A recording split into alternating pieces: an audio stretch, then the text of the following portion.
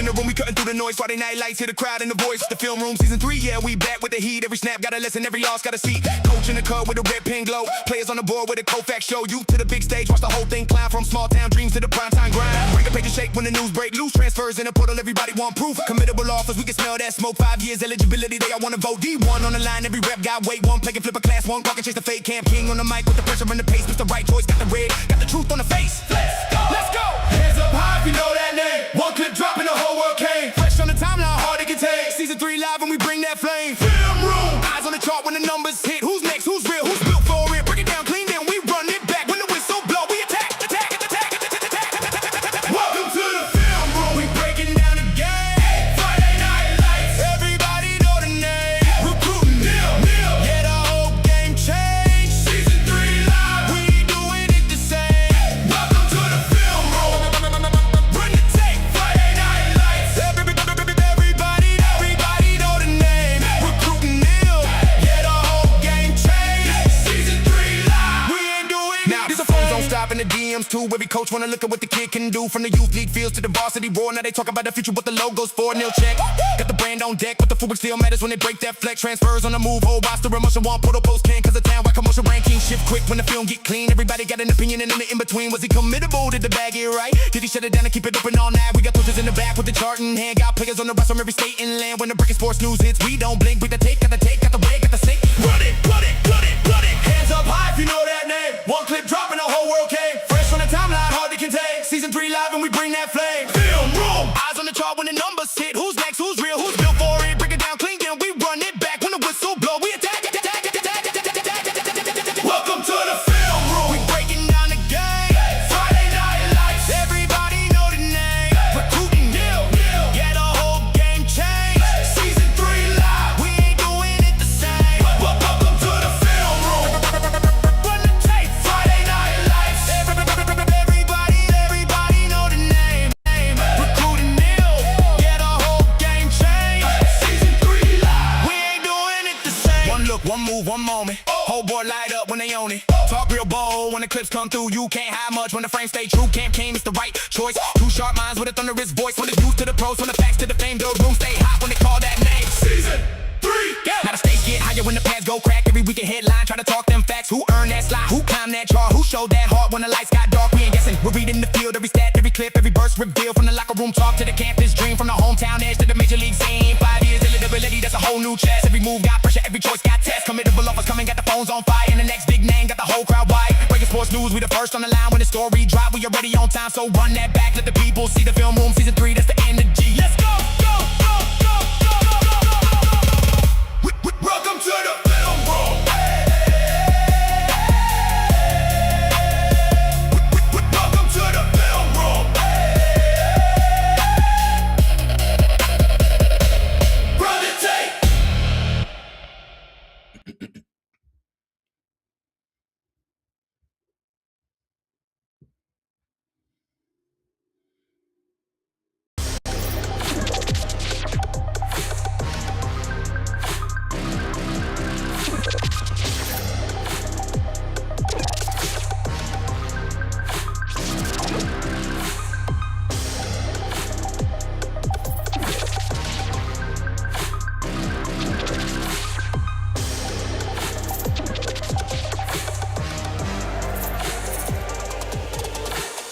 Varsity Sports Nation. Unleash the champion within.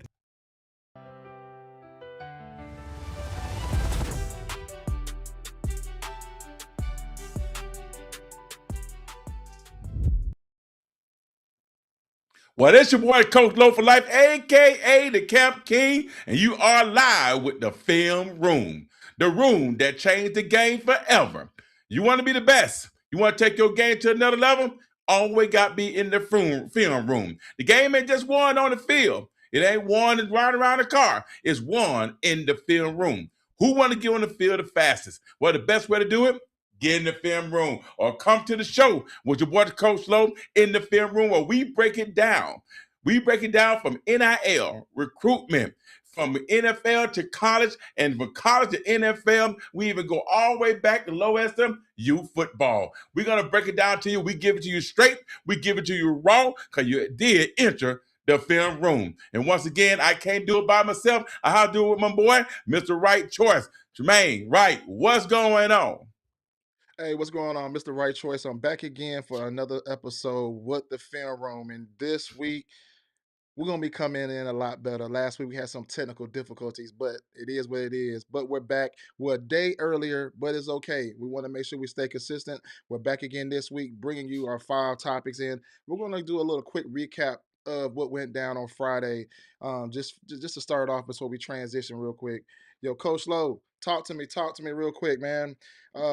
This is going to it before we go into our topics. Tell me what you saw. I know you was at CFCA and Trinity Prep last week. We're gonna, hey, you guys, just real quick. We're gonna talk about the games that we were actually at because we actually saw what was going on. Talk a little bit about that game, Coach Lowe, Trinity Prep and CFCA.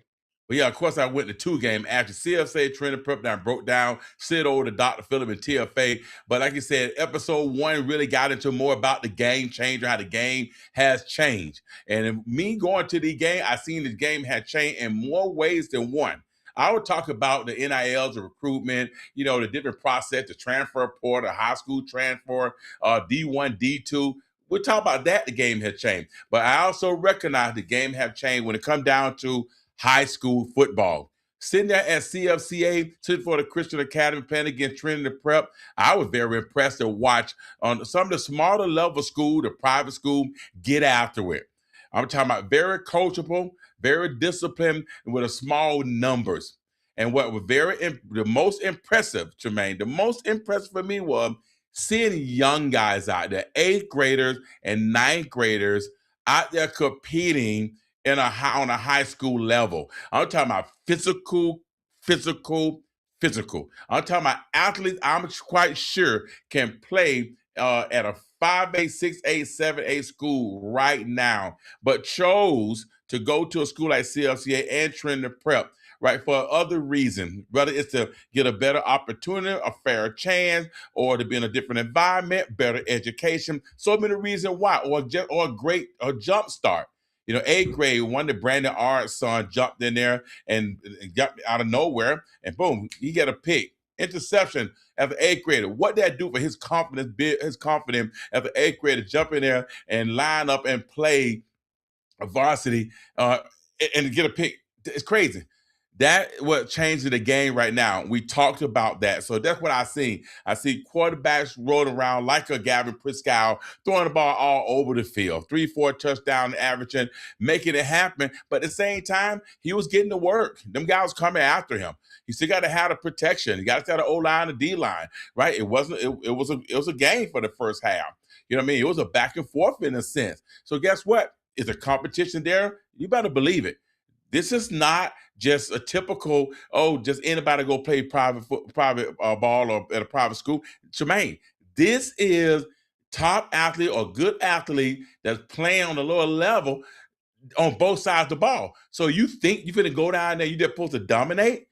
Good luck. When you got Zion William over there at 6 feet tall, running a 4.6 40, then I got Melvin Mack Jr. over here 6 feet tall, running 4.5 4.6 40, line up against each other in private school. I got a quarterback like Gary Priscow throwing the ball. That's football. So I don't tell you, man, I've seen a lot of great things out of these small level schools, these private schools, and I was very impressed to see the action. And the score might be 47-14 final score, but a lot of times that come with not enough depth, on one other team, and then it happens. But in the meantime, pound for pound, good football out there at Trinity Prep and CFCA, what I've seen, straight up. Not saying they can beat Edge or be a big team, but I'm telling you right now, when the car look at film, they looking at 6 feet versus 6 feet, 4.5 4.6, going against 4.5 4.6, lined up man to man. What's the difference? What's the difference? Well, I'm gonna say this real quick. I went to the game last week and I watched Gavin. Gavin threw 6 touchdowns. Last Friday, he threw 4 touchdowns and had 359 yards passing. He has definitely been consistent from last year heading into this year. So Gavin's definitely looking really good. I really like his poise in the pocket. He talks very well. He's commanded the offensive line, the running backs, and telling who needs to pick up or he needs to stay back here. So from last week to this week, I'm just seeing the number. I know what you called earlier. He said he struggled a little bit, but it looked like he picked it up though because he threw 359 yards, and I saw that score change from when you left and went to And it the next wasn't so school. much of him struggling; it was just the game itself. You got to coach. One thing about private school, you got to coach. They got some good coaches over there. Coach Kells was at University when they went. They went D-Land, beat D-Land. Everybody who was at University.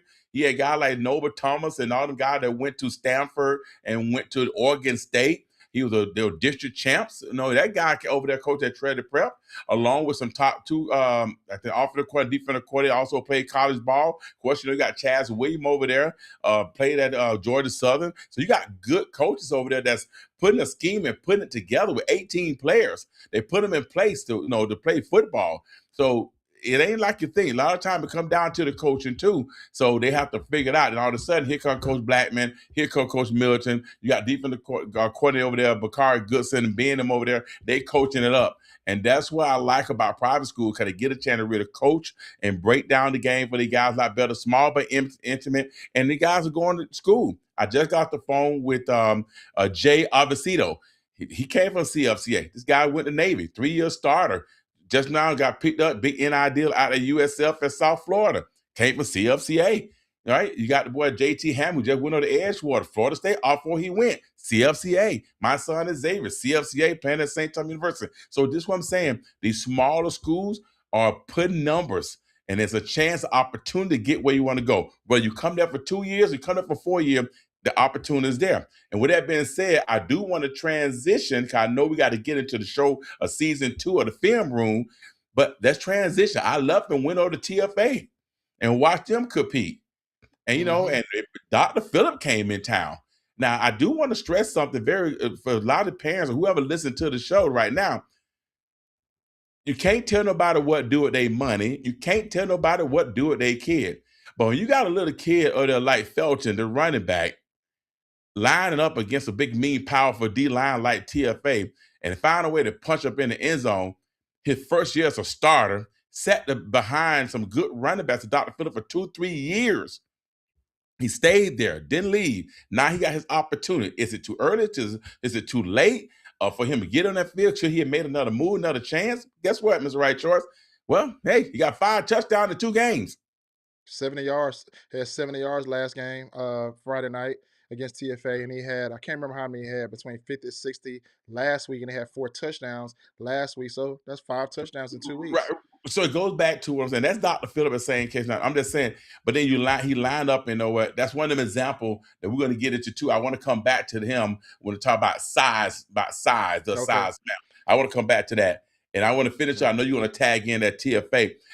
I can sit here and break down TFA players, but at the same time, I'm not going to break down one by one. But here I'm going to say it. And this is the new word that's going out when you think about the Royal, about TFA football. There's a lot of great players on that team. I'm not a guy going to sit there and say, I trained him, I coach him, I did this, and he played. I don't know. It ain't about me. I'm going to say 4 letters. 4 letters. And I want y'all to hold on to that, and we'll talk about it at the end. 2. I'm talking about 4 numbers. Sorry, 4 numbers.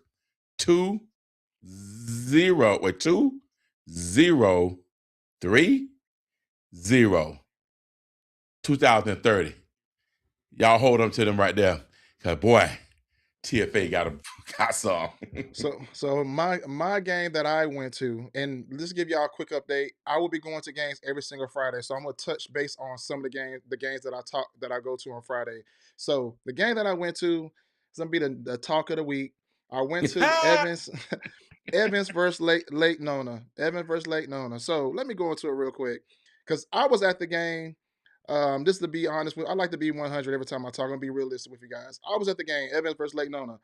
It was a great game at first. It was a good game just in general. Evans did play really good at the beginning. They had a lot of penalties, a lot of undisciplined plays, face masks a couple of times, roughing the passer that bit them tremendously. Interception at the end of the game, which they should have batted the ball down, and how Lake Nona should have won. But at the end of the day, I would say this, and we talked about it last year. everybody got to be realistic. And me and Coach Lowe talked about this a lot. The culture of football has changed. When I went to school, I stayed the same school my whole life. You don't really have kids that have gelled together, been together for 4 years or 3 years or even 2 years. Evans had a lot of transfers that came in. Mind you, they did not play last week. They drove way to Tallahassee and drove all the way back down.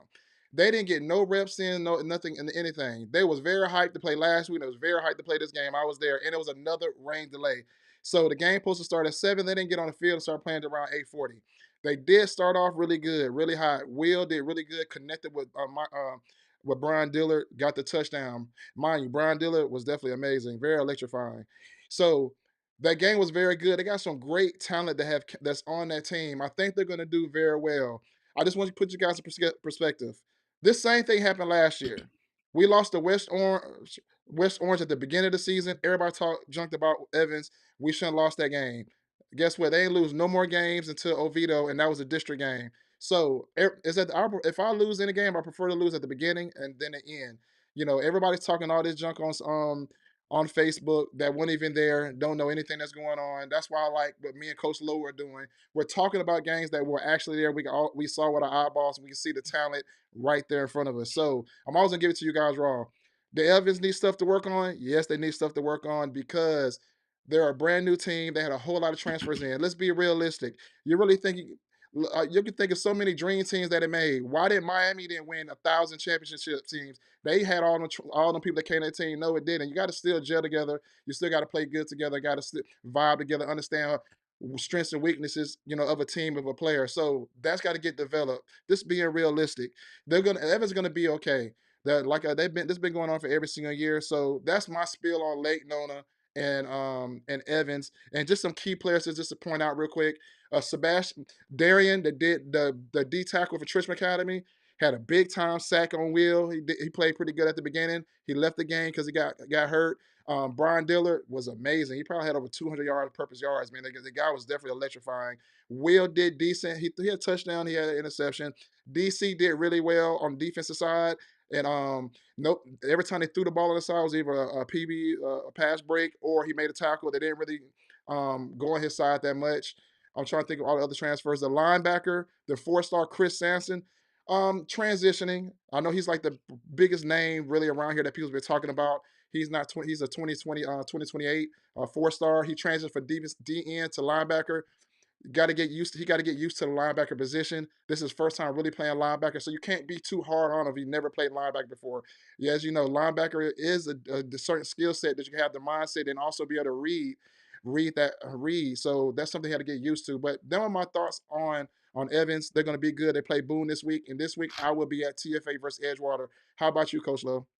Well, you know what I mean? I'm going to go ahead and do the same thing. I'm going to hit TFA versus Edgewater this week. Get a big competition, good matchup. We're going to get more into this a little later. I didn't want to jump the gun because we do got Next Best Sports going to be joining in, powering us up at the end about some top 5 and top players, things like that. So we're going to piggyback on that a little bit more too. But just remember, though, whenever we talking, you in the film room, just remember, when we talk because the game has changed.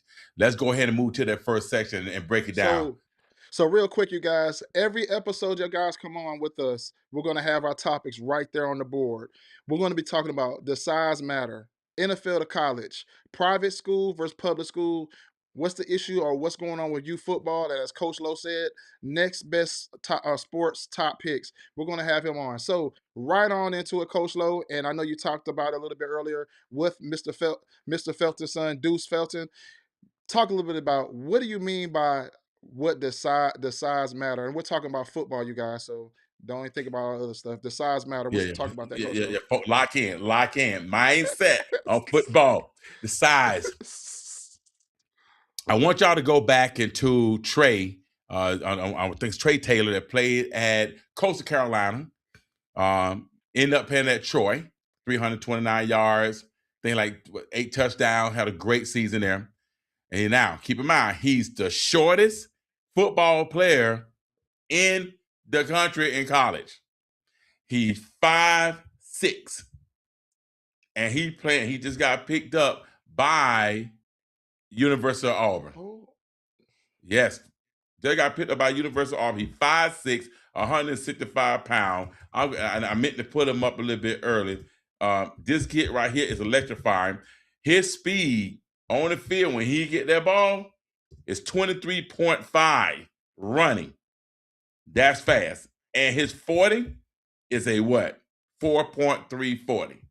So my question to you is, does size really matter? That's huge. And when all's said and done, and we got to understand that we can't start putting our kids in a certain situation because their height and their size. And we look at them as being in their heart, their talent, their technique, their speed, all that. That's what really come down to it. So when you have a kid like that, like Trey Taylor, 5'6", 150 pound wide receiver, the smallest player on Auburn Tiger roster, he joined the team in 2026. Played at Coastal Carolina and at Troy. Historically, Auburn also famous for that, 5'6", 150. Remember, they had Little Train James, too. That was big time like that. This guy right here just changed the game. So when you see your kid out there and you think that, he's too small or he's not big enough, don't be fooled. It comes down to heart. If and buts about it.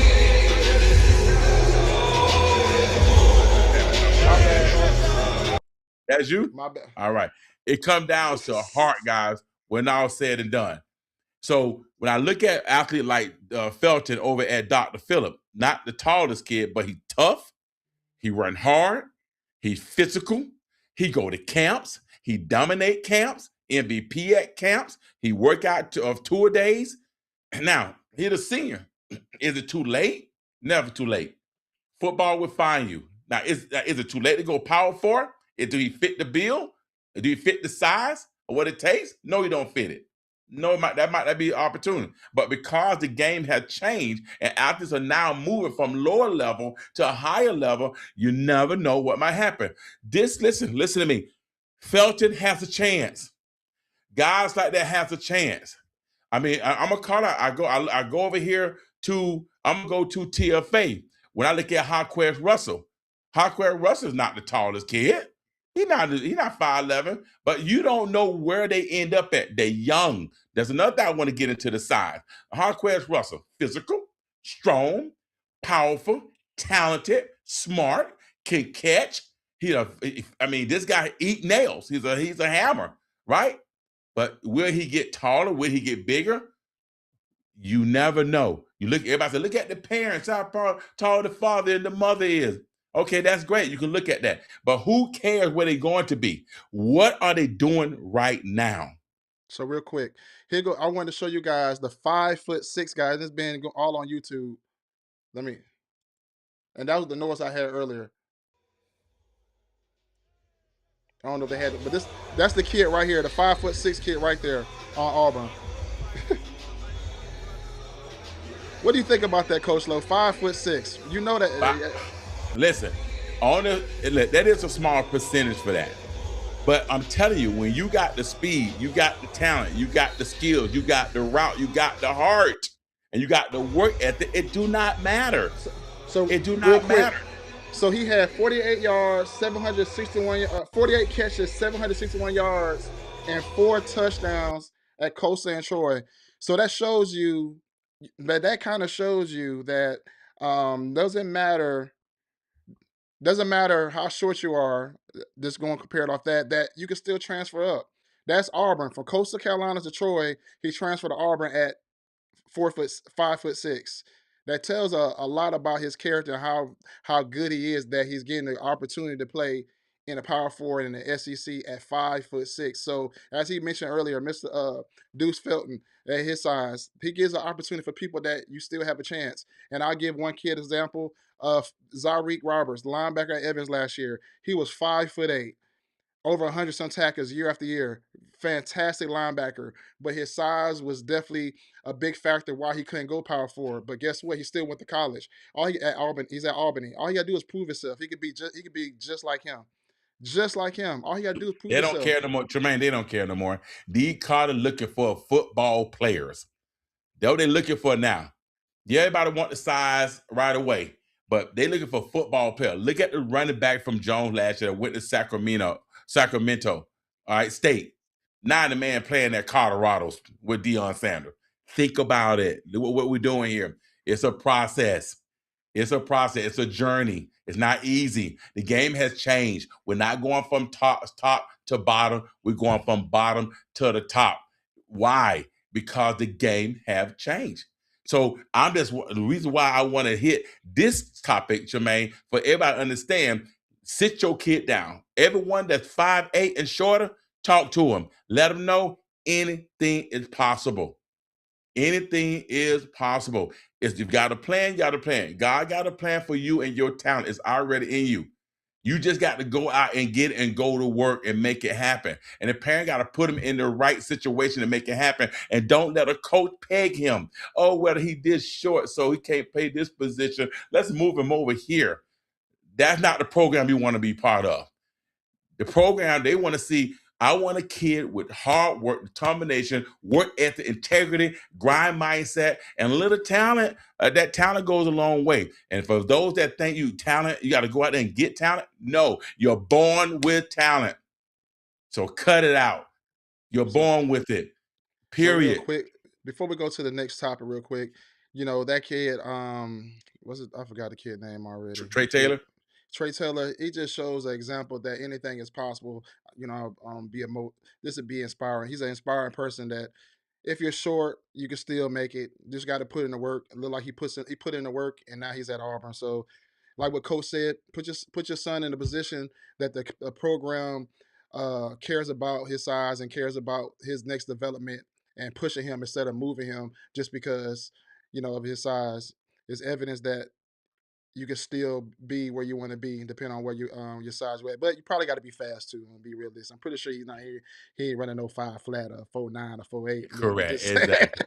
Exactly. Let's keep it a buck. Being honest, I know he's not slow. So Exactly. next we're going to go to this topic here: NFL to college. All you guys should be paying attention to this. It's been big on the news on all Instagram these last couple of days. Before we tap into real detail, we're going to play this real quick on what's going on.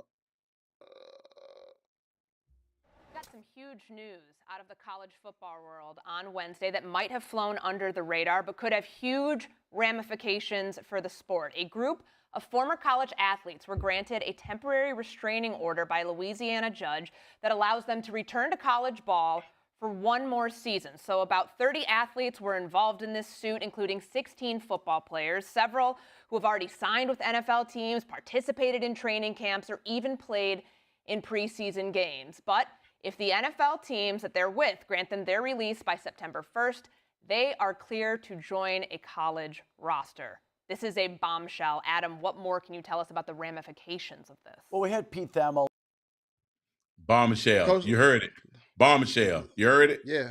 Yeah, Boom. everybody been talking about it. It's crazy. Crazy. Remember, I texted to you. I think you was on a vacation to Africa, and I texted to you. Yes, I was. I'm back. No, I texted to you because it popped up. I was like, this is crazy. So now you telling me you could be on an NFL roster, training camp, or whatever, and if it doesn't work out, you can go back to college in the transfer portal? Yes, sir. The game has changed. There it is again.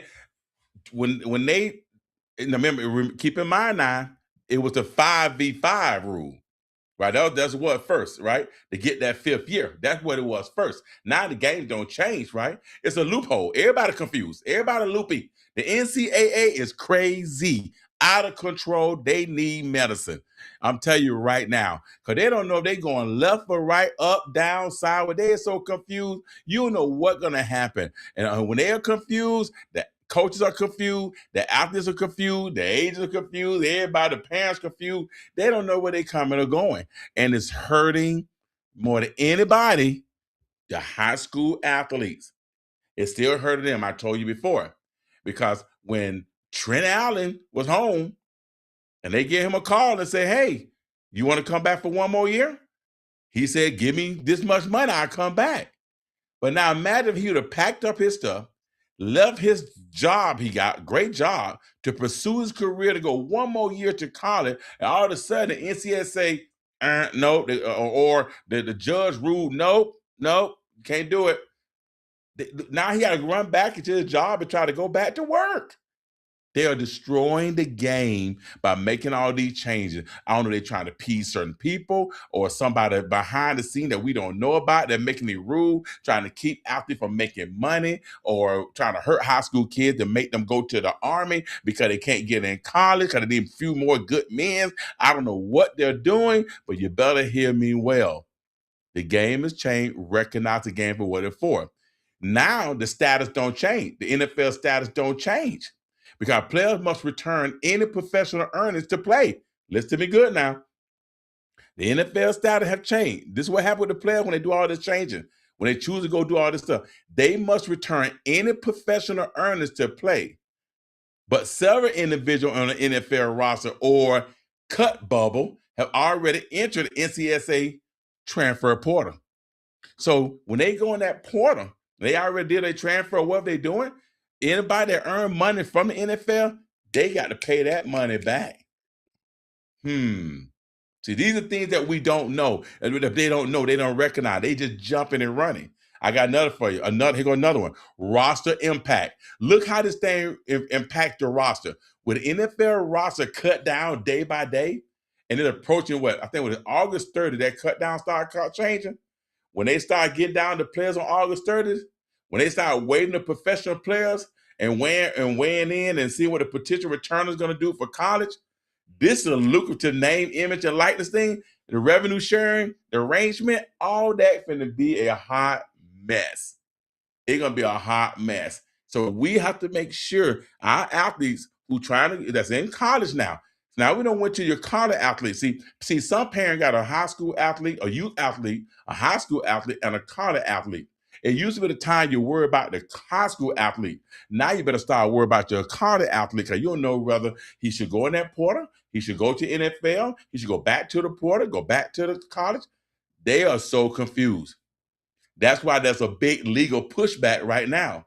There's a huge legal pushback. The NCAA is actually right now fighting these decisions. They already appealing it in court, meaning players eligible, remaining, very viable. It ain't no good now. They don't know. They're in trouble. They're in trouble right now and they're making the ultimate decision. So we have to make sure that we recognize the game for what it's for and pay attention to what's happening with the NFL now going back to college. And just imagine you the starter or you second string, it's your chance. You've been waiting for 2 years, 3 years. All of a sudden, this guy who's been up there playing with Aaron Rodgers, getting the ball, catching the ball from Aaron Rodgers, he get to come back and play. Now they're gonna bump you out the way. Game has changed, Tremaine. The game has changed. NFL to college, college to NFL. Good luck, guys. We're gonna stay tuned on that. So real quick, next topic, real quick. Private school versus public school. Now, there's a lot of good takes on this right here. There's a lot of different opinions. So let's talk about this, Coach Lowe. What do you think with private school versus public school, and what do you mean about this topic, private school versus public school? Opportunity, opportunity, opportunity. 2030 class. These boys are playing football on a high level and making plays, competing. They are ready. They're going to be ready. Why? Experience. They're getting the experience of playing against high level. They're in 8th grade, 9th grade, playing against 11th and 12th graders. They're playing not only on a team with 3 and 4 stars, they are playing against 3 and 4 stars. They're going to get their bumps. They're going to get their bruises. They're going to get beat up. They're going to make a play. They'll make an impact early. If I just want to point that out because that's a big advantage in playing in private school because, one, most private school only have 40 players on varsity, maybe 30. At any given time, you got to line up. They have 2 cornerback, 2 go down, you got to get in. 4 wide receiver, the man will go down, they shift somebody, and then you right behind that position, you got to get ready. Any position at any time, or most private schools have a small number. Trinity Prep has 18. CFCA have 30. Bishop Moore might have 60. TFA, I think, may have about 40. So you got good football out there with limited, with a small roster. The depth chart is not that much depth. So now here it is. I can decide, okay, do I go to a public school as an 8th, 9th grader and play and maybe ride the bench because they got 70, 80 on the team, or do I go to private school and get a chance to get on the field right now and get some experience? That's So what I let's mean talk. by private versus public school. Now I want you to talk. Okay, key in on this right here. So on it, I've been tapping in sports like last 6 years. You've been here forever. So within the last 2 years, I've been seeing. I'm gonna say seeing it because I'm here.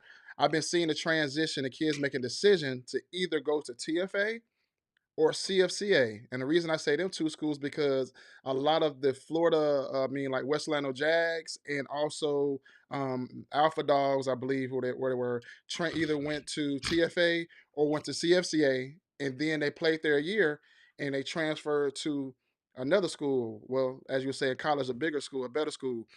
Talk about them kids that I'm mentioning, especially the running back that was at CFCA that left, and also I think one went to Bishop Moore, one went to Edgewater, I believe, and then I think some Right. TFA kid. There's a lot of kids that's in the youth space that's either reclassing or they're at TFA because they want to be in that position, and then also too as well, um, I look at Gavin as a good example, as in he made a decision to go to CFCA and start as in 8th grade, and they went on a winning streak last year, went 10 games. They lost in the playoff because he was hurt, and now he decided to come back for his second year at CFCA, and he's also putting up big numbers and still with the group. He lost some kids, but they had some kids that came in, and I see the decision that he made, especially at a quarterback position, and I'm seeing kids that reclass why they wouldn't take that, why they wouldn't go in the direction to go to a school like Trinity Prep or CFCA. I'm not gonna say Trinity, I'm not gonna say TFA so much because they're kind of stacked, but them other two schools and get some real playing time right now so they can develop more. What's your thoughts on that? And also talk a little bit for me about the kids that did make that leap and how are they doing right now. Your thoughts. Well, there are 4 different scenarios here. Y'all take notes, write them down. They say, a preacher say, those that go to church with their Bible and take notes are serious about the Christ. Those that do not, they're not really serious. They just said, I went. So take notes of this right here very seriously. Number 1, the money. It all come down to how much it costs to go to these schools. If a private school costs a lot of money, which most private school average about 20-something thousand dollars to go to. When it come down to a CFCA, it's about 12, 13,000 to go to.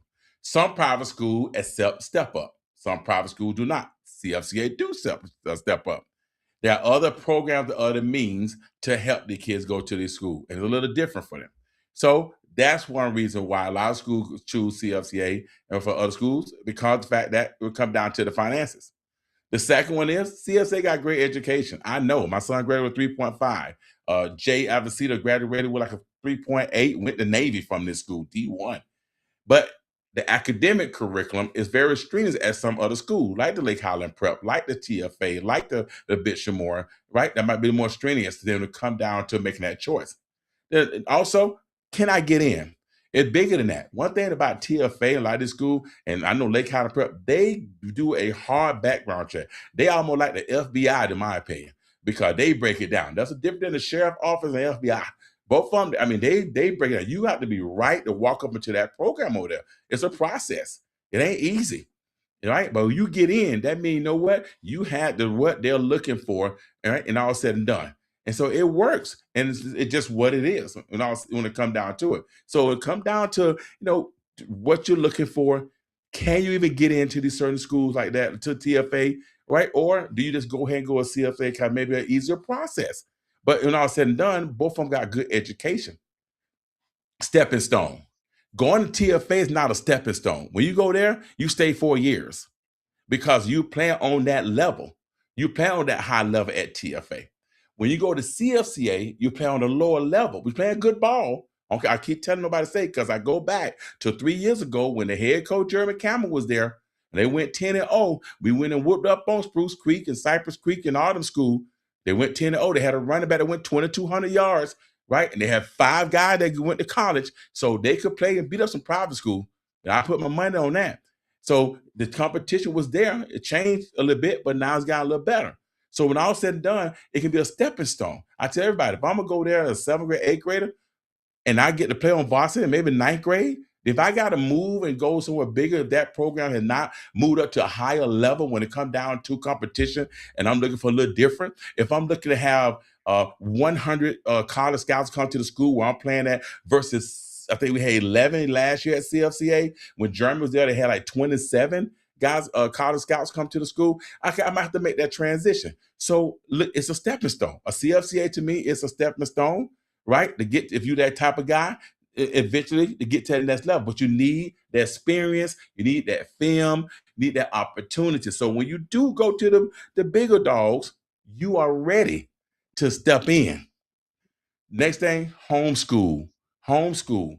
Some program allow you to homeschool, right? And then go play football. Some of them do not. So that's another reason why you have to choose certain program also too, right? They got different pack and different program. So Hey, when you look at the difference, go ahead. Go ahead. before you go to that, I want to answer these questions real quick. So Chris Batten said it was different when public schools had legit freshmen and JV teams. Not the case anymore. When I played at West Orange, we had great development teams. Your thoughts on that? And that is true. The game has changed okay. I'm about to go devil advocate on you this one right here because the game changed because they're still arguing the point that a freshman that changed, freshmen was playing in Pop Warner. I know 2 teams that won the Pop Warner National Championship with about 10 ninth graders on the team. I know 2 of them, and they won it. But take them ninth graders off the team, they don't win. So that started changing the game. So ninth graders, kids looking at, well, shoot, well, I'm gonna go play 4 games at high school, and I just go down here and play on this Pop Warner team and be a national champion. That also changed the game. That also changed the game. But it is true though. The ninth grade football has changed. There's not a whole lot of freshmen. JV don't really get all the love that they used to get. Shortage on coaches, right? A lot of kids not going to public school anymore. So that changed the game too. Another issue that's going on when he says JV, it rains a lot and they don't make up games even for middle Correct. school ball or anything, and that's been a huge issue. And I know, so when we're going to transition to youth football, and this goes right into that segue. Did you hit all your topics? Did you The your 4 last topics? the last one is if I'm going to CFCA, with right now what they're doing, and I see the production and what that quarterback Gavin is doing, what MJ who is doing over here, who was a quarterback at Ocoee, now he over here at CFCA catching touchdowns every game, confidence builder, experience in a position where he could have been just as good at another school. Where I see the Zion Reed doing the same thing, right? I see what's the Braden, quarterback number 11. These guys here, the opportunity, Rashawn guy, they came over to get the opportunity. They're doing well. They're happy. They're having fun. They're competing. Their grades are going to be good. Small school setting, it's an opportunity. Some might be 11th grade, some might be 12th grade.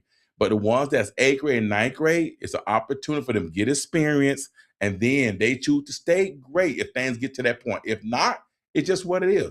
So that's the difference from there, and I'm gonna stand tall on my decision when it comes down to CSA, TFA, Bishop Moore, Lake Howard Prep, all these schools there. It's come down to money, stepping stone, homeschool opportunity, experience. All that matters when it comes down to making that ultimate decision where you want to go as a 8th grade, 9th grade, 10th, or even 11th grade now.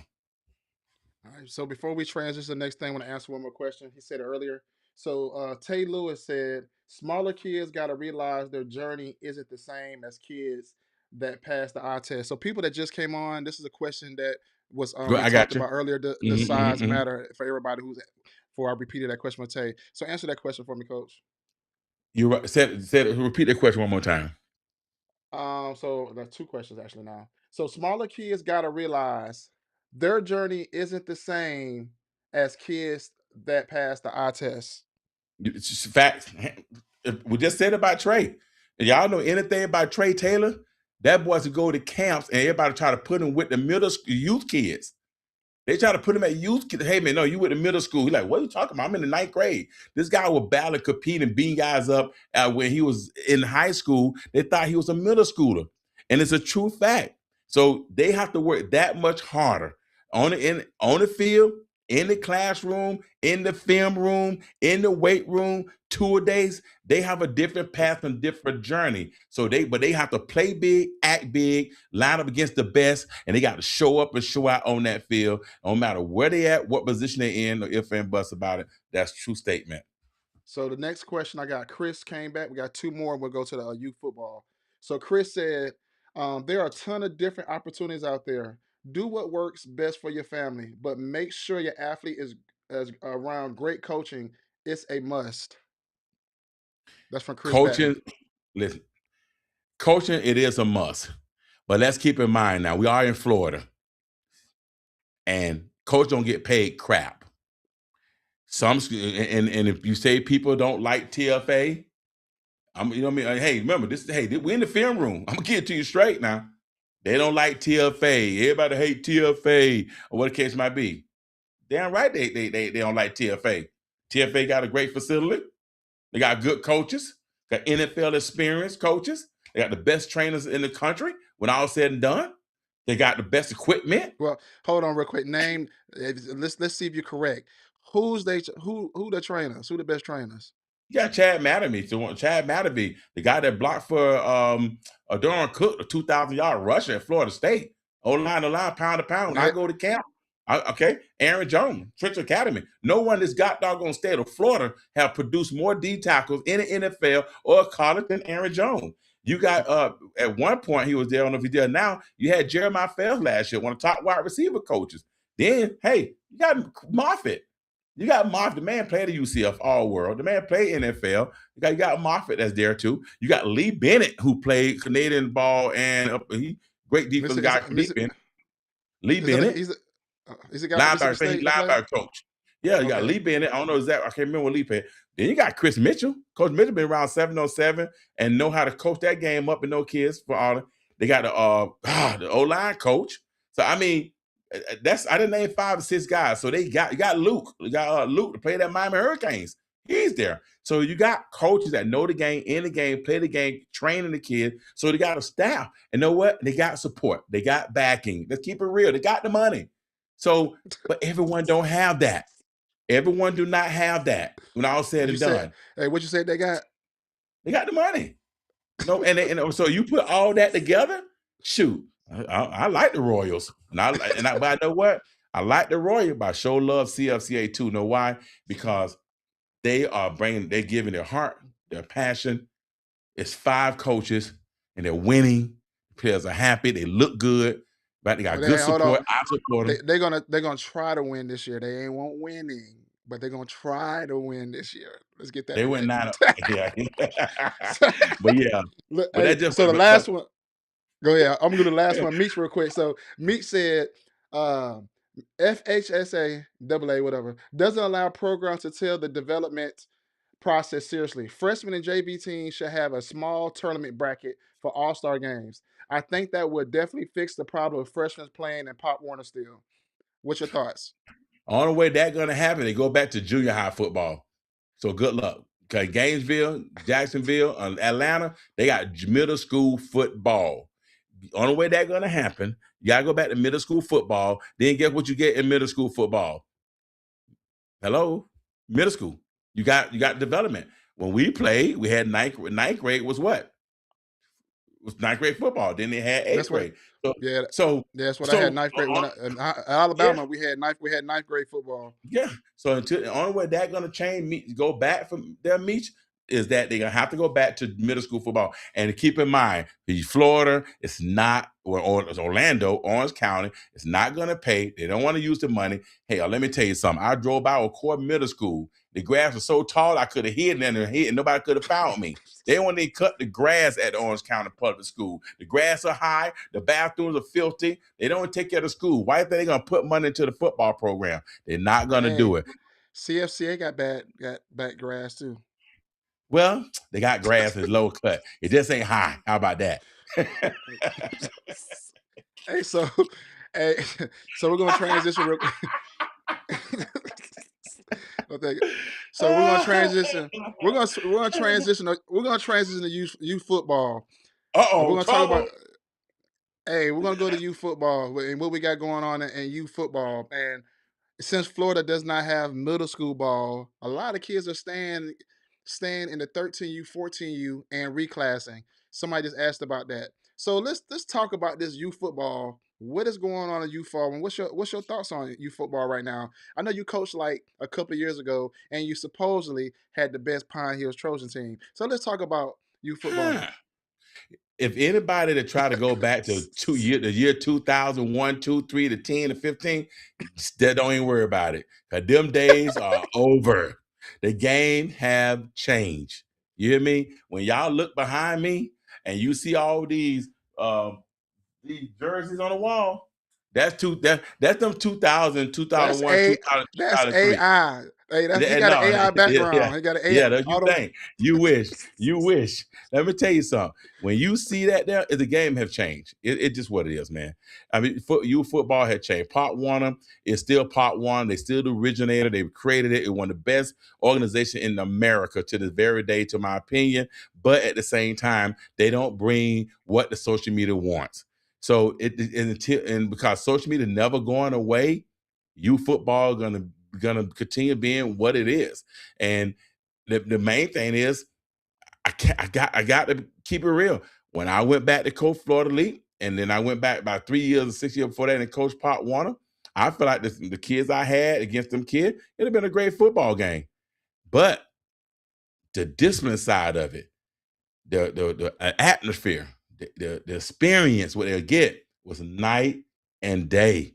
Night and day. The game just have changed when it comes down to youth football. And I tell you this right here, and Meek said it best: if they don't have a good, if they don't have, if I'm an 8th grader and I can't be part of a private school, then I have to play youth football, whether going to 2 games, 3 games, 4 games, or whatever the case might be. I have to play it.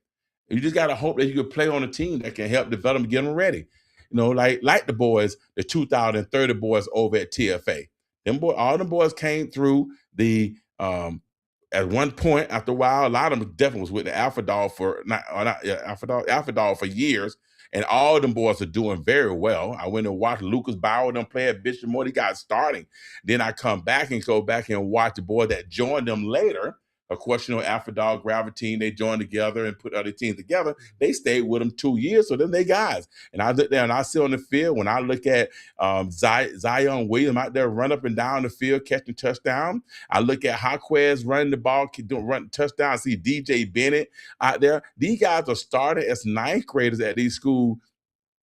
Even at Dr. Phillip, when we had some other guys like JD and all them guys too. Or you look at Jalen Jackson, catch a touchdown and go back and play defensive back. Where do you go with a 9th grader, line up and play wide receiver, catch a touchdown, and come back and go play cornerback on that level like that? TFA. The opportunity there is great. Look at JD Jackson. Look at Dukes, the quarterback. This man here with 4 touchdowns. Well, I'll pitch on this then, because since I've been here, I've been in the Florida Elite world. Now, Florida Elite is terrible. I'll be honest with you. It's the worst atmosphere. It's definitely terrible. I am not going to lie, sugarcoat any of that. And the competition is not that great either. And I'm not going to say it's not that great for the kids. I think it's not that great because Florida Elite allowed your neighbor to be a team and y'all right beside each other. And now y'all deciding who going to play on who team.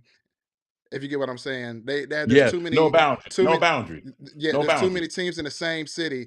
Now, I will say this, there's a lot of flack on the Jags, but I will say this: the 100K boys has a lot of good kids that's playing and starting at an early age. Just how you mentioned from the AK, what's the name boys like Cam, Tayson, Gavin Yeah. came from Orlando. I'm gonna name all these kids that came from West on the Jags organization. Stecker, but going to Buffalo. Gavin, one of the top quarterbacks in his class. AJ Chung. Cam has multiple offers. Tayson is doing good at DB. You got Mateus that's at West Orange that's doing really good.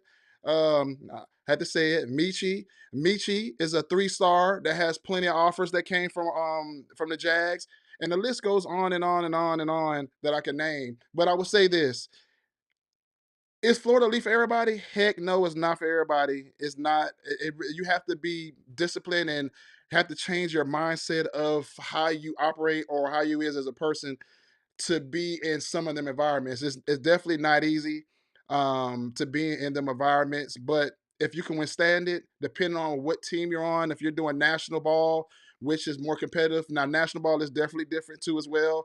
I was in the worst environment ever in a couple of weeks in Miami. Crazy environment. I had anxiety. I don't even have anxiety, really. It was just so many people on the football. Bro, it was so many people on the football field. It was crazy. But the kids played good. The coaches didn't get into it. It was just the stuff surrounding it. But you football has definitely changed a lot. We're playing, I'm with Anytime Jags. I've been with Hester and them for like last 4 years.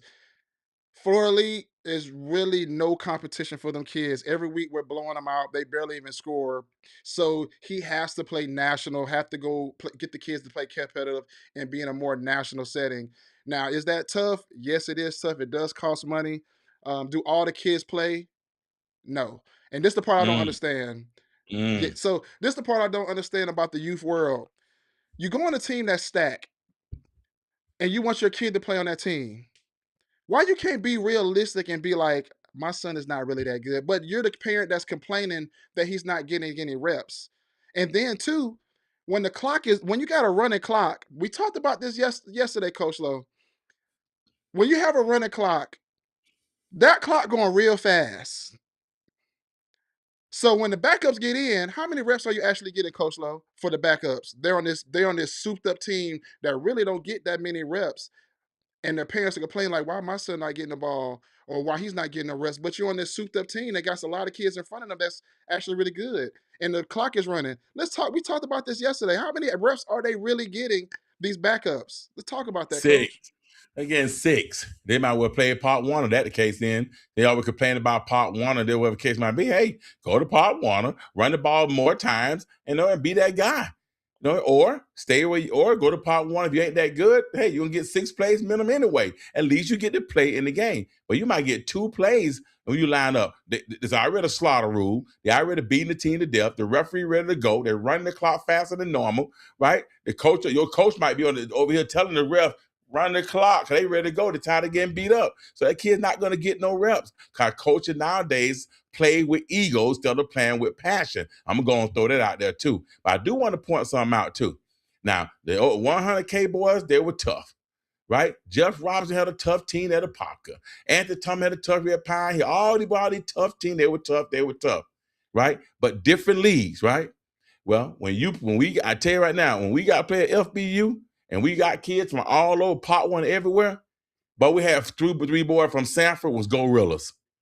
They ain't played no Florida League. So people run to one place, but hey, it don't mean that. I had a linebacker from a pocket Part 1 that was solid. Prince, the boy Prince, the cornerback, he didn't play for a league, he played from up, he played a Popka, and he went right over there, right now TFA getting playing time too. So all I'm saying is, go where your kid get the opportunity to play. Don't matter what league it is, just go play to get the experience over anything.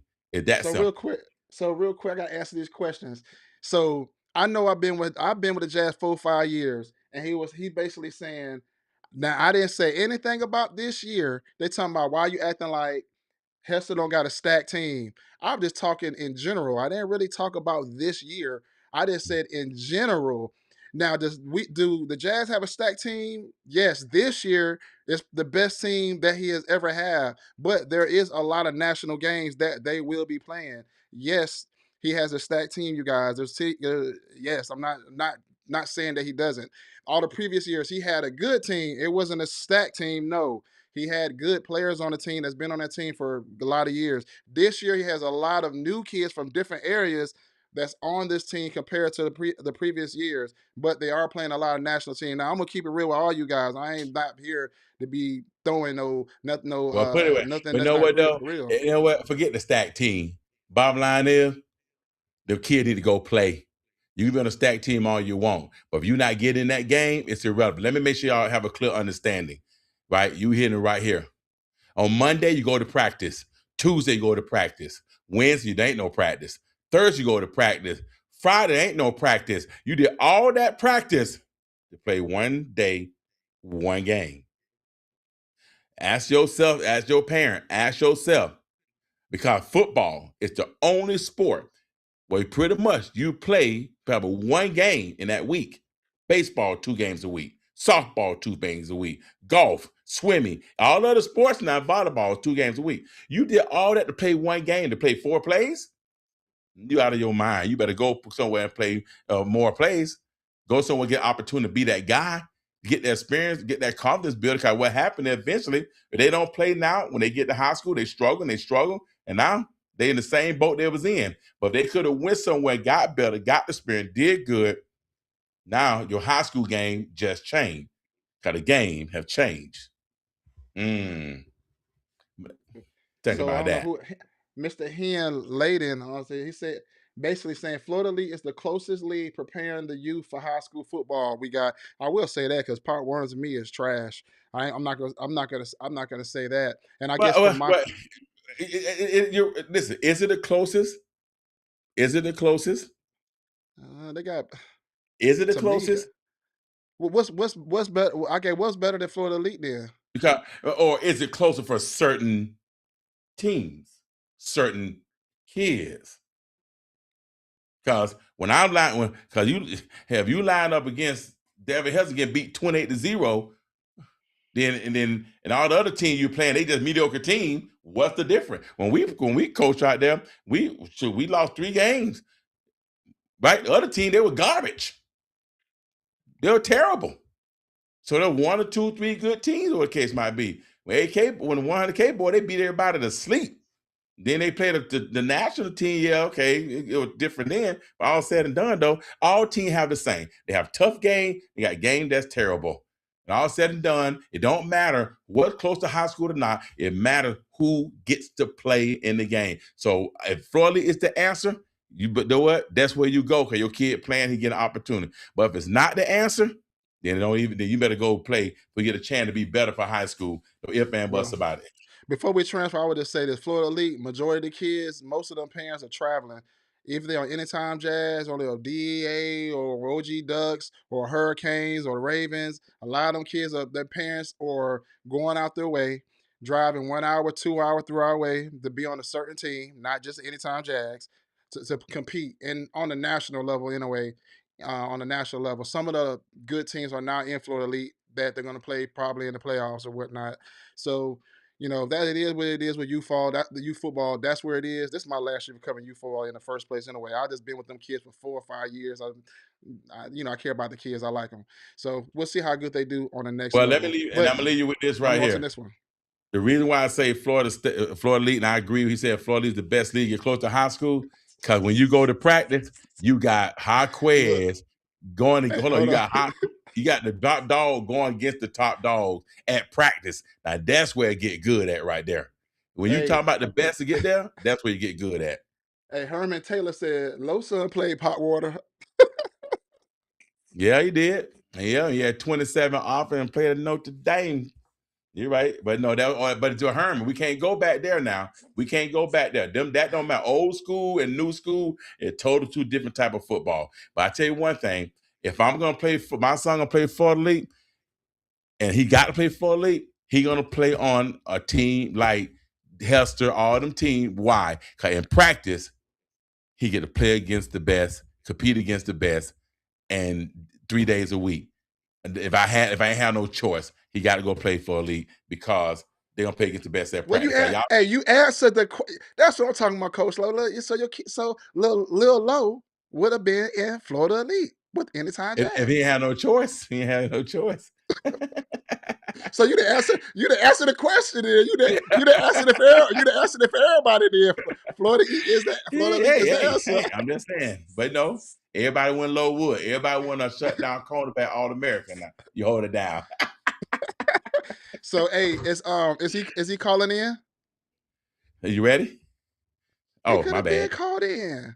Oh, I didn't know, man. But yeah. Man, Well, hey, listen. nobody told Coach Snow to wear this AI shirt that got Kamp King all the way over it. Boy, God, we know who you are. Yeah. Oh, I am the Kamp King, and all said done. And it makes you remember that. But I tell you one thing right here, man. For all y'all parents out there, let me tell you, before my man call in, all I can tell you this is the talent is talent. Kids, God put everybody in a place for a reason.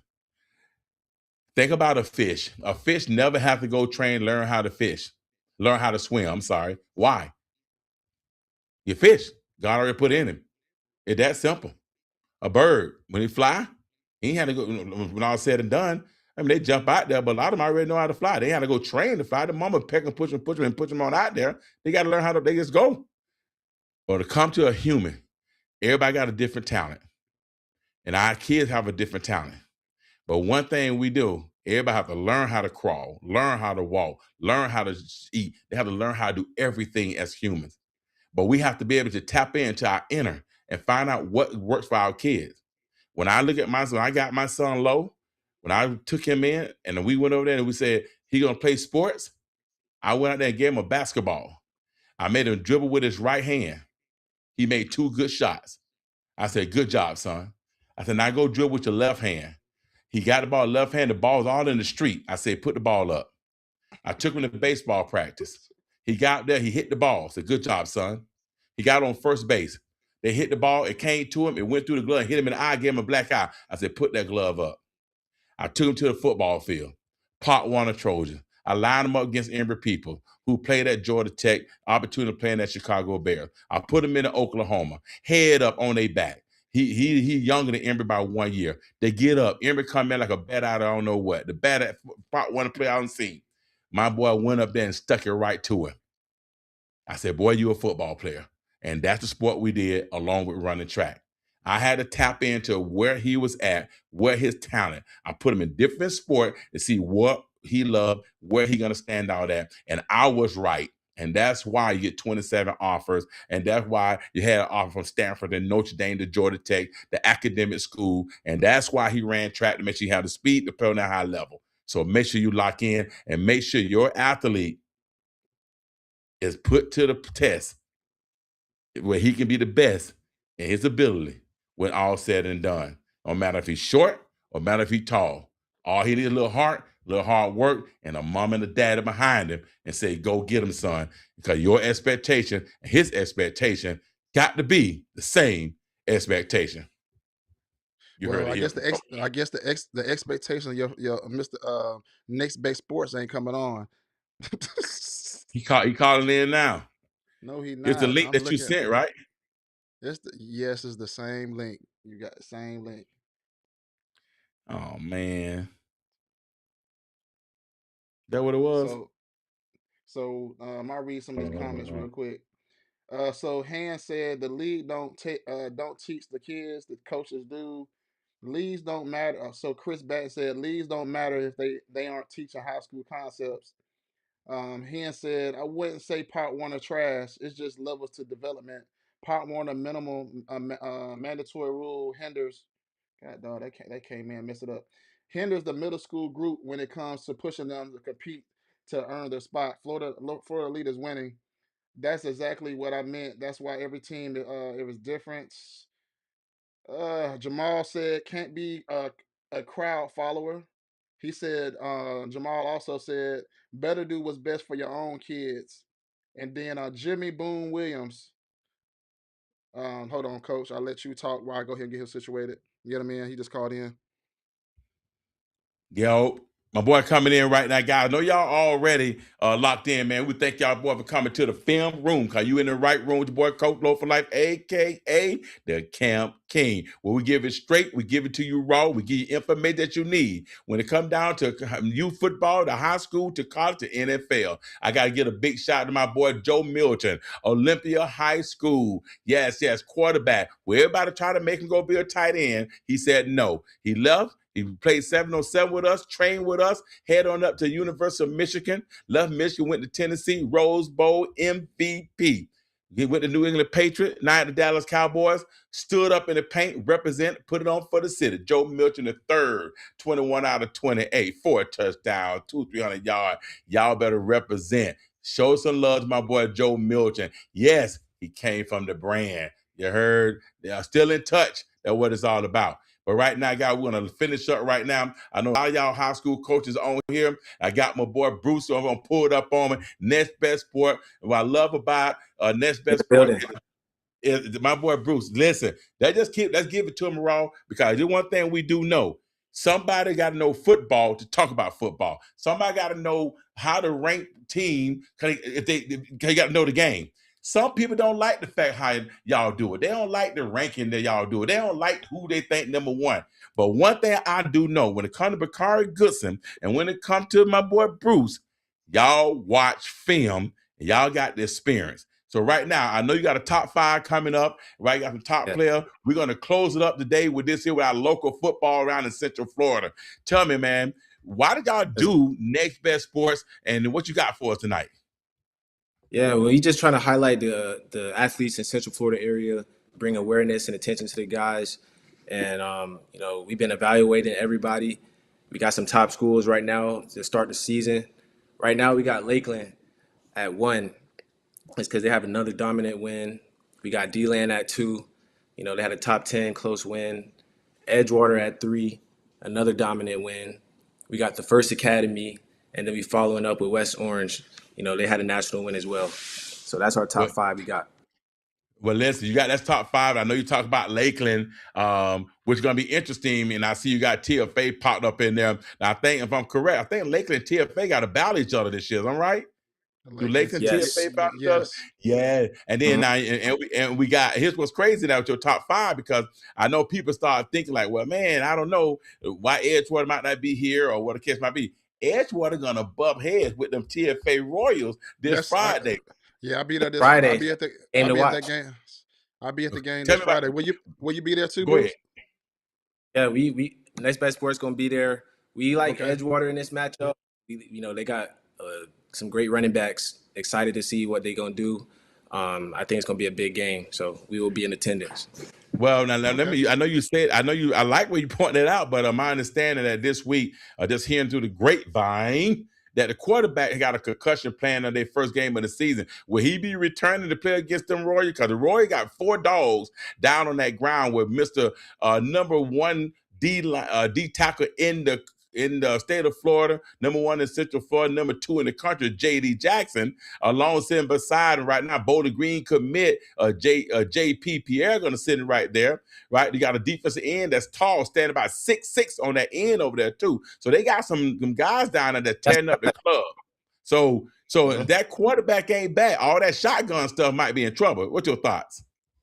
No, we have the same thoughts. Edgewater has some things to prove on the offensive side of the football. And, I think that's why it's a game to watch here. And this is going to be a moment for them to prove themselves. Well, I know I also want to jump into this West Orange. Man, it was amazing. The wide receiver, number 1 for West Orange, man. Wow, what amazing catch. But everybody's going to keep talking about that was a great Hail Mary. That was no freaking Hail Mary. AJ rolled out that pocket, turned his hips up, set his feet, and he didn't throw that ball in the air and just say, please catch it. That ball's on a rope. He caught that ball in stride. So I want to clear it up. People talking, oh, he did a Hail Mary. No, he did not. So to me right now, that's one of the best wide receiver and quarterback duo, and that's why they beat that top team this Friday. What's your thoughts on that? Yeah, that's why we have West Orange up there. We feel like we had to put them in the top 5 just from that win.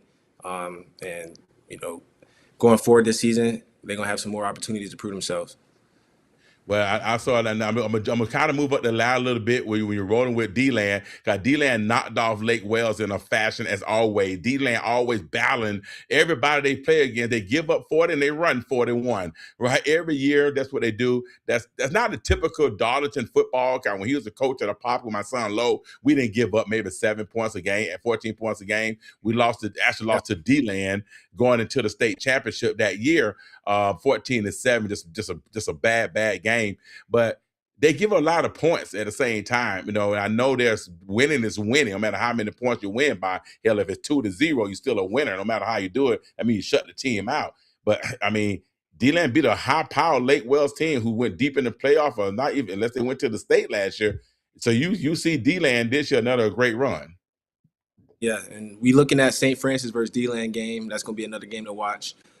See how they handle the triple wing formation with Darlington. So that's going to be a nice game as well.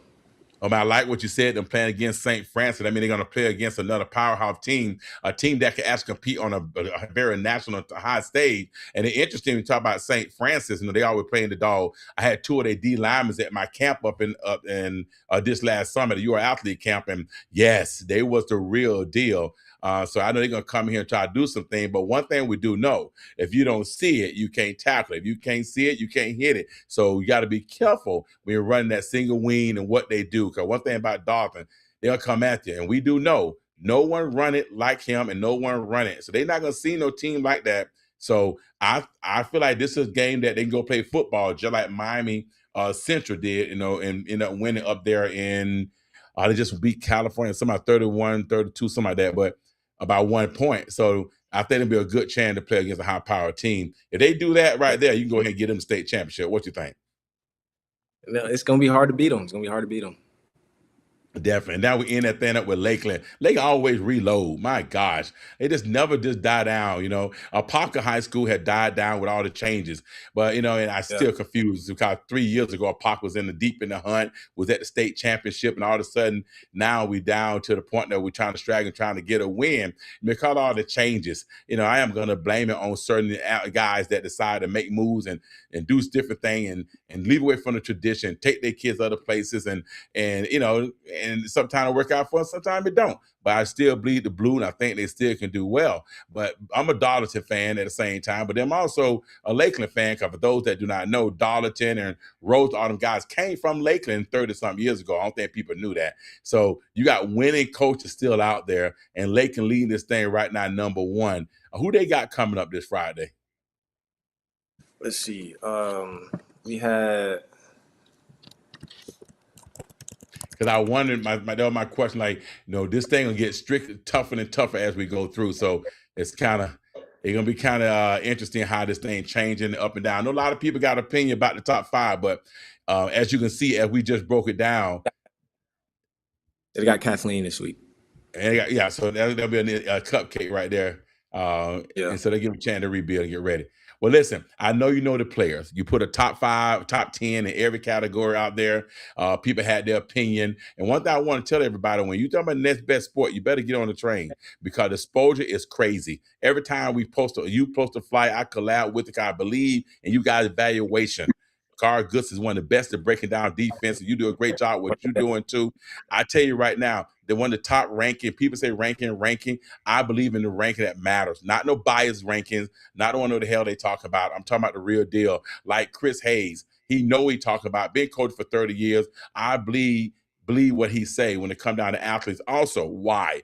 Because when he do ranking for athletes, and you guys do ranking, talking to Bakar and talking to Chris Hayes, y'all rank is based on what will they do in college. So those that's out there want to know about what they do in college. So right now, before we close up the Film Room show, what you got? Top guys out there right quick. So we do have a new top 15 update coming out soon. So we have that. But for running backs, we have right now Taj Moore. D-Land. Yep. So that's our number 1 guy at running back right now. We have Kamari Smith, another running back, Lake Wells. We have, I can go to another position. We can go to quarterbacks. Yeah.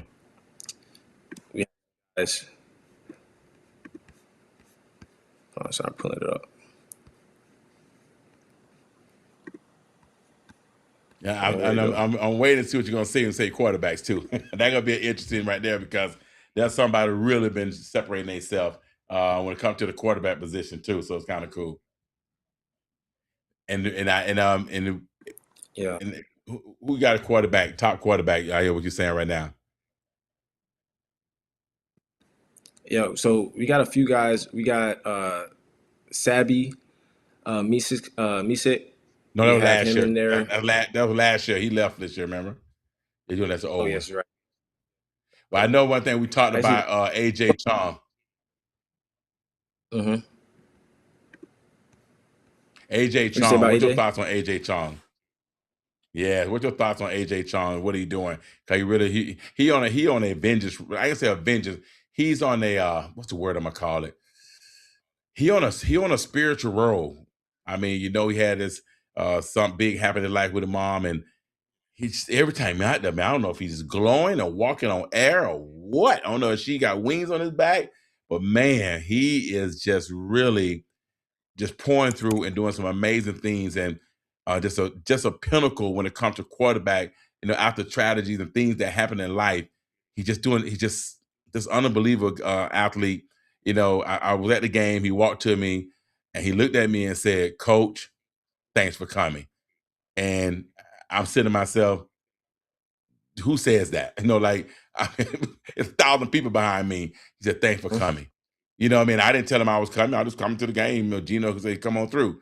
So that's what it's all about, man. I know we want to break it down. The show already closing up. I want to appreciate you coming in and dropping in. Everybody, make sure you go to Next Best Sports on Instagram. IG is powerful. We dropping the 15. We're dropping the top 5. Drop the top player. We're going viral. Every flyer been going viral, averaging 70,000 views on IG every single time we drop it. The smallest number we have dropped is 34,000. So if you want to be exposed, athlete, get on this here. Parent, get your athletes on it. Send your things in. DM Next Best Sport. Let them know your guy is. He's a part of. He's a player. Cause his game finna change. Jump on it now before it's too late. Next Best Sport. Bruce Bakari, thanks for coming on and welcome to the film room. Yes, sir. All right, Well, close it up, Tremaine. all right, that's a wrap, you guys. I want to say thank you guys for being on tonight. Coach Low talks forever. Supposed to have been done an hour ago, but thank you all guys for coming through. See you guys next week. Peace.